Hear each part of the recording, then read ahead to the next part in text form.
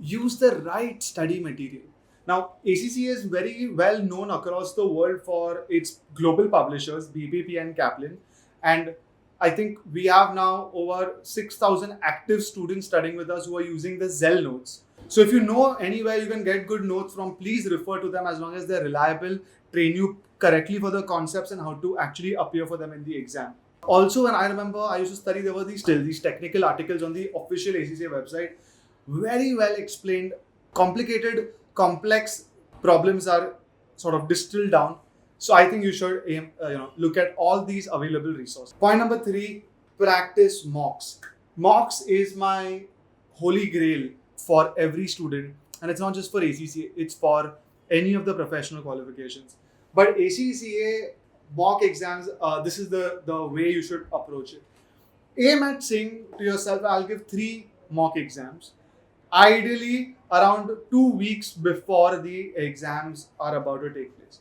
Now think about it like this. Let's say you're not sure if you're prepared. The one mistake people make is they wait to perfect completing their subject before they appear for the first mock. And that is always the worst thing to do, because it's always easy to tell yourself, I'll study a little more and do it tomorrow and day after and so on and so forth. Take a time frame, for example. You take 15 days before, you'll give the first mock, maybe then 10 days another, and then before, maybe 5 days before the exam, the third mock. And then if you have energy, I'll explain you what to do.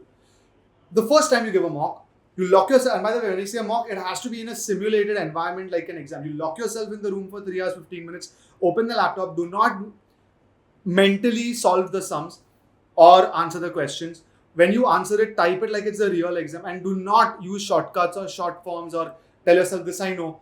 Horrible mistake. Give it properly. There'll be a lot of effort to sort of check your work, or again, if you have trainers, nothing like it, they'll give you feedback. Let's say you don't clear that mock exam. Then you prepare a little more and give the second one. Of course, you'll do better. Then you give the third one. This time you've definitely cleared. There is less pressure of the entire exam simulation. The fourth mock, which is actually your final exam, you will be so well ready that the only effort will be how to solve the exam and nothing else, whether it's the computer-based system or your first time giving the exam or a difficult months before that. None of that will matter, because mocks sort of give you the feeling that this exam will not be that difficult because you've done it. The most uncomfortable time is the first time you give it, or doing it abruptly in the middle of your day-to-day routine. All that gets solved with the mock exams. So mock preparation is the holy grail preparing for ACCA.